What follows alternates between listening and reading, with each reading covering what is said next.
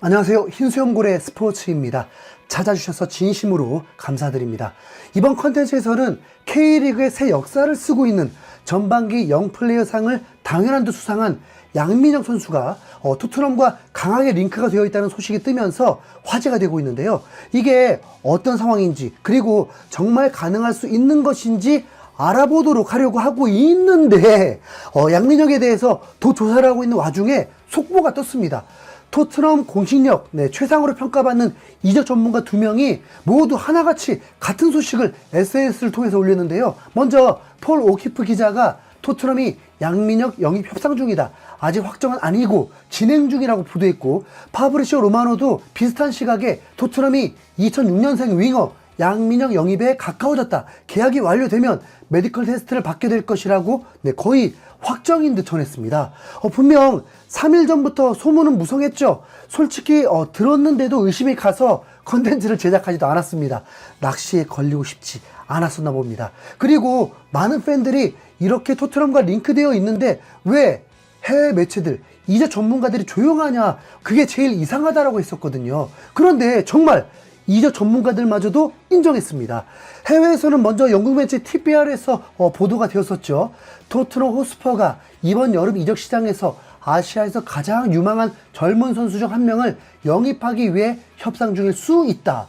포스테코글루 감독은 이번 여름 루카스 베리발과 아치 그레이라는 두 재능 있는 10대 선수를 팀에 추가했다. 이 둘은 프리시즌 동안 매우 인상적인 활약을 펼쳤으며, 특히 그레이는 하츠와의 경기에서 센터백으로 뛰어야 했음에도 불구하고 좋은 모습을 보였다. 그럼에도 불구하고 토트넘은 이번 이적 시장에서 아시아에서 가장 큰 유망주 중 한 명으로 여겨지는 또 다른 10대 선수를 영입할 것으로 보인다.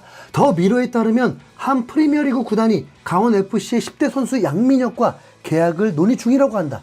이 보고서는 토트넘이 28세 선수의 다음 행선지로 여겨지지만 프리미어리그 신입팀 사우스햄튼도 그의 상황을 주시하고 있다고 덧붙였다. 원풋볼에 따르면 아시아의 최대 유망주로 평가받는 민혁은 지난 시즌 K리그에서 7골을 기록하고 3개의 어시스트를 제공했다. 향후 계약이 이루어질 경우 2006년생인 민혁은 계속해서 한국에서 성장할 수 있도록 강원FC로 임대될 가능성이 높다. 민혁은 7월 30일 토트넘과의 프리시즌 친선 경기에서 K리그 베스트 11에 선발됐다. 그리고 스포츠웹에서도 양민혁을 소개했었습니다.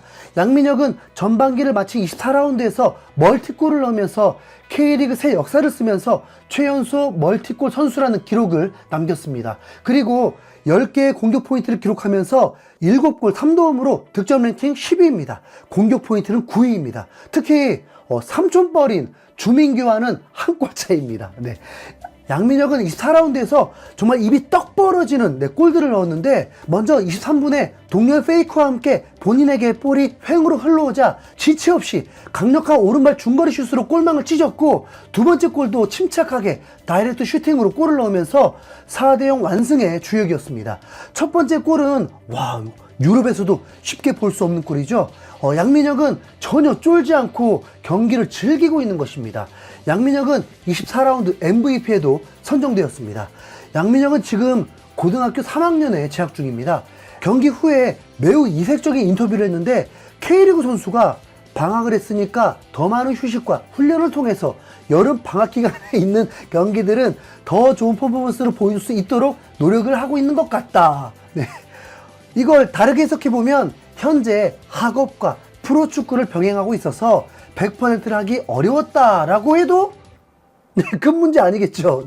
정말 그렇긴 합니다. 형들은 쉬고 있을 때 양민혁은 등교도 했으니까요.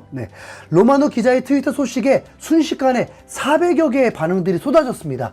한 해외 팬은 손흥민의 후계자라고 말하기도 했고, 양민혁의 활약상, 골 장면들을 여기저기서 올리기도 했습니다. 약 한 달 전에 먼저 김병지 대표가 이적에 대한 힌트를 주면서 프리미어리그 B클럽이라고 하면서 흥분케 했고, 당시에는 첼시 아닌가라는 말도 있었는데 뜬구름 소식이 아니었다는 게 더 신기합니다. 양민혁의 이적료는 60억 이상이라고 하는데, 우선 타이밍 절묘하게 토트넘이 한국을 방문하게 되고 양민혁도 팀 K리그에 뽑혀서 쇼케이스를 펼칠 수 있게 되었습니다. 그리고 구단 차원에서 방문한 만큼 양민혁의 메디컬 테스트도 그냥 한국에서 하면 일사천리로 마무리됩니다. 와, 정말 대박이지 않습니까? 네. 양민혁은 토트넘 선수가 된다고 해서 곧바로 1군에 합류하는 건 아니라고 들었거든요. 네. 계약만 하고 임대식으로 계속 K리그에서 경험을 쌓을 수도 있다고 했습니다.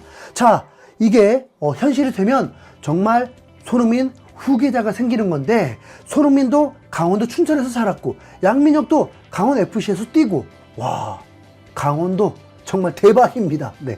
손흥민이 떠나는 순간 토트넘 응원은 끝이다 라고 다짐했었는데, 제가 아무리 치킨을 좋아한다고 하지만 계속 닭집을 응원하게 생겼습니다. 네.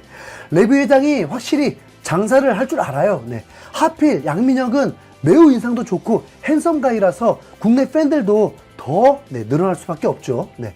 양민혁이 토트넘으로 이적한다고 해서 성공의 길이 열린 건 아니죠. 그냥 유망주에서 끝이 되지 않으려면 더 노력해야 하고 경쟁에서 이겨내야 합니다. 피지컬의 아쉬움을 기량으로 극복해내야죠. 네. 프리미어리그 빅6 클럽에서도 알아보는 인재인데, 이제 이러면 양민혁 국가대표 발탁도 기대해 볼 수 있겠죠? 네. 월드컵이 2년이 남았기 때문에 20살에 월드컵 데뷔를 할 수도 있게 됩니다. 네. 그나저나 대한민국 윙어가 넘쳐나네요. 네, 정말 양민혁이 손흥민에게 잘 교육받아서 토트넘의 7번을 물려받을 수 있길 응원하겠습니다. 네. 그리고 이어서 토트넘 소식을 알아보도록 하겠습니다. 토트넘은 33년 만에 일본을 방문하게 되는 거라고 합니다. 그리고 손흥민도 처음으로 일본을 방문하게 되었습니다.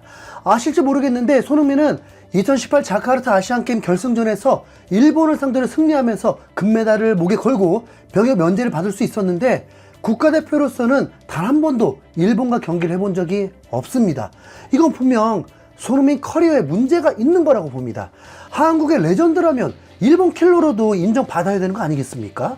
박지성이 2010년에 사이타마 스타디움에서 경기를 했는데, 당시 야유를 많이 받았던 박지성이 단 5분 만에 일본 관중들을 침묵시켜버리는 원맨쇼 골은 잊을 수가 없습니다. 그리고 3대0으로 대승을 거둬버렸죠. 그런데 손흥민은 우승 트로피 없는 것도 서러운데 일본을 밟아주지도 않았고 지금 FIFA 랭킹도 쳐져 있습니다. 일 못하는 대한축구협회, 이번 월드컵 열리기 전에 제발 한일전 빅매치 한번 만들어 주세요. 좀! 일 좀 해라, 좀! 네, 아무튼 자, 손흥민이 일본을 방문했습니다.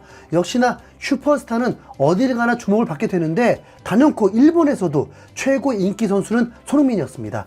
현재 도쿄는 오후에 36도가 넘는 무더운 날씨라고 합니다. 그럼에도 이번 시즌을 위해서 선수들은 집중하면서 훈련에 임하고 있습니다. 시차 적응과 더위와 상관없이 엔지 감독은 훈련 플랜을 이어가고 있습니다. 베리발이 다행히 가벼운 부상이었는지 회복이 되었고 훈련에 참여를 했습니다. 풋볼 런던에 의하면 엔지 감독의 전술상 선수들이 굉장히 많이 뛰어야 하고 템포가 빠르다 보니까 처음 입사하신 분들의 거쳐가는 관문 같은 거라고 하네요. 네. 그러고 보니까 반더벤, 우도기, 메디슨 다 다쳤습니다. 네. 이젠 좀 적응이 됐겠죠? 네. 토트넘은 토요일에 비셀 고베와 경기를 하게 되는데 다행히 토요일에 비는 안 온다고 합니다. 토트넘의 이적 소식은 여전히 들리지가 않습니다. 그런데 분위기는 에제가 올 확률이 좀 더 있어 보이더라고요. 맨체스터 시티 전문 매체에서도 토트넘이 앞서고 있다고 했고, BVN 스포츠 이브닝 스탠다드에서도 에제가 토트넘에 올 것처럼 전하고 있습니다. 그리고 사카가 인터뷰를 통해서 에제를 극찬을 했는데, 다르게 말하면 경고를 했다고 합니다. 보기와 다르게 훈련하는 것만 봐도 매우 뛰어나고 가장 인상적인 선수라면서 극찬을 했습니다. 그리고 에제 활약상 하이라이트를 보니까 커뮤니티 반응이 정말 매우 신선했습니다. 1억 파운드 선수라면서 극찬하고 단 한 명도 실력을 의심하는 반응이 없었습니다.